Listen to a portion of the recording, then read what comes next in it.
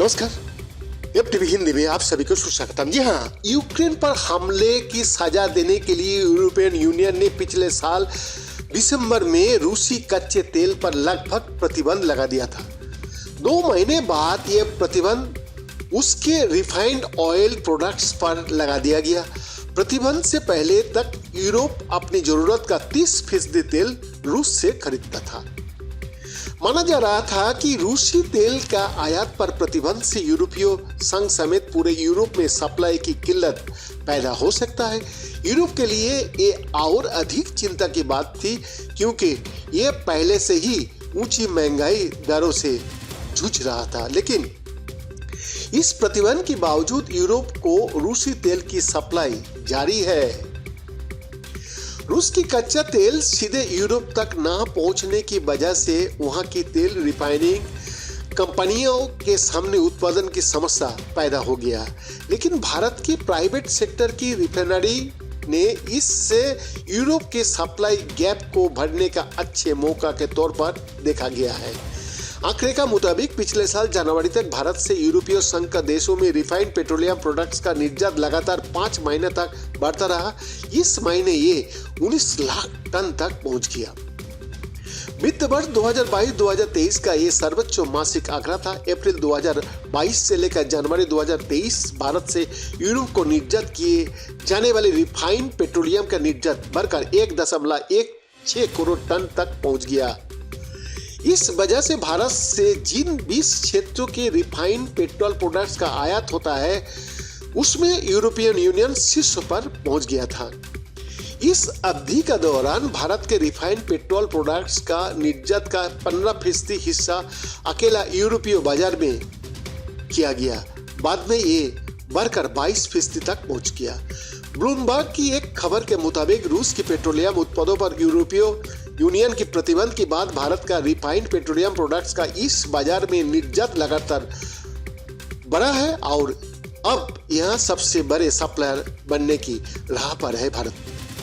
America और Europe की ओर से प्रतिबंध लगाए जाने के बाद भी भारत रूस से भारी मात्रा में रियायती दाम पर कच्चा तेल खरीद रहा है।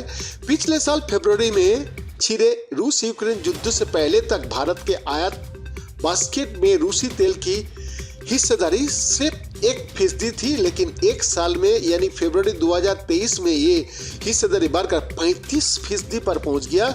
इस समय तक भारत रूस से प्रतिदिन 16.2 बैरल तेल खरीद रहा था। इस साल मार्च में खुद रूसी उप प्रधानमंत्री अलेक्जेंडर नोवाक ने बताया कि उनके देश ने पिछले 1 साल में भारत को अपनी तेल बिक्री 22% बढ़ाई है। भारत चीन और अमेरिका का बाद तेल का तीसरा बड़ा खरीदार है भारत। लेकिन अमेरिकी और यूरोपीय प्रतिबंध की बात से जब रूस ने अपना तेल सस्ता किया तो भारत के लिए ये अपना तेल भंडार बढ़ाने का अच्छा मौका था। रूस से बड़ी तेल सप्लाई का फायदा आप यहाँ की निजी तेल रिफाइनिंग उठा रही है और इनका सबसे अच्छा बाजार उन्हें यूरोप दिख रहा है। भारत दुनिया का सबसे बड़ा तेल रिफाइनिंग देश में शामिल है। भारतीय रिफाइनिंग कंपनियों की ओर से सप्लाई में हुई बढ़ोतरी से यूरोपीय बाजार में तेल का संकट बेकाबू नहीं हुआ है, जबकि पहले इसकी काफी ज्यादा आशंका जताई जा रही थी। भारत कच्चे तेल का सबसे बड़ा आयातक देशों में शामिल है, लेकिन भारत की रिफाइनरी क्षमता इसकी घरेलू मांग से कहीं ज्यादा है। यही वजह है अतिरिक्त सप्लाई तेजी से यूरोपीय बाजार के ओर मुड़ गया है। इससे भारतीय रिफाइनिंग कंपनियों रिलायंस और रूसी एनर्जी ग्रुप रोजनेफ्ट की हिस्सेदारी वाली कंपनी नायरा को अच्छा फायदा मिल रहा है। हाल ही यूरोपियन यूनियन ने रूसी तेल पर प्रतिबंध लगा रखा है, लेकिन भारत को जरिए ये खूब तेल खरीद रहा है। ये भी दिलचस्प है कि यूरोपियन देशों ने रूस से सस्ता में कच्चा तेल खरीदने का भारत का कदम पर नाराजगी जताई थी। दिसंबर 2022 में भारत आई जर्मनी के विदेश मंत्री एनेलिना बेरबॉक ने जब रूस से तेल खरीदने पर भारत से शिकायत की थी, तो भारतीय विदेश मंत्री एस जयशंकर ने कहा था कि पिछले 9 महीने में यूरोपियन यूनियन ने जितना तेल खरीदा है, भारत ने उससे और उसका 6वां हिस्सा ही खरीदा है। अब यूरोपीय देश में भारत से तेल मंगाने के में कोई आपत्ति नहीं दिख रहा है। IIFL सिक्योरिटीज में कमोडिटीज का वाइस प्रेसिडेंट अनुज गुप्ता का कहना है कि भारत की अपनी क्रूड की मांग काफ़ी ज़्यादा है, इसके पास एक महीने से ज़्यादा का रिजर्व नहीं होता। ऐसे में अगर भारतीय रिफाइनिंग कंपनियां ज़्यादा सप्लाई का इस्तेमाल पेट्रोलियम उत्पाद का निर्यात बढ़ा रही है तो इसके लिए काफ़ी अच्छी बात है। गुप्ता का कहना है कि रूस के तेल पर बैन के बाद यूरोपियन यूनियन के देशों में जो तेल संकट है उसे देखते हुए वहां आयात बढ़ा है। अभी तक यूरोपीय देश भारत से ज़्यादा रिफाइंड प्रोडक्ट नहीं खरीदता है और नहीं खरीदते भी थे, लेकिन अब उन्होंने मौजूदा संकट को देखते हुए भारतीय प्रोडक्ट्स को नजर देना शुरू कर दिया है। रूसी तेल पर प्रतिबंध को लेकर यूरोपीय यूनियन को देशों में शुरू में सहमति नहीं थी। ये जल्दबाजी में लिया गया फैसला था। यहाँ तक कि फ्रांस और G7 के बाहर देशों ने भी कहा कि ये जल्दबाजी में लिया गया फैसला है।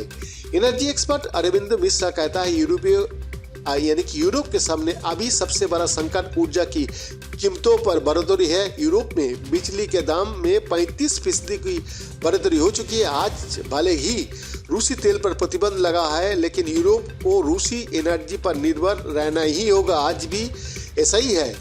बदले हालात में ये तेल आप सीधे रूस से नहीं बल्कि भारत के जरिए आ रहा है। एनर्जी सिक्योरिटी एक ऐसा विषय है जिस पर सीधे कोई लाइन नहीं ली जा सकती। भारत ने रूस से सस्ता तेल खरीदकर अब तक 35,000 करोड़ रुपया कमाया है। दूसरी ओर ये पेट्रोलियम उत्पाद को बड़ा सप्लायर बनकर उभरा है। अरविंद मिश्रा कहता है जूट ने ऐसी स्थिति बनाई है कि भारत जिस कमोडिटी का आयातक रहा है वो अब इसका निर्यातक बनता जा रहा है। भारत तेजी से पेट्रोल की बहुत सारे प्रोडक्ट का सप्लाई बड़ा हब बनते जा रहा है, लेकिन भारत आगे इस स्थिति का फायदा तभी उठा पाएगा जब वो अपनी रिफाइनिंग क्षमता को और विस्तार दे और इसे मजबूत बनाए। बैद्यनाथ दास का report, FTV Hindi, Delhi, India.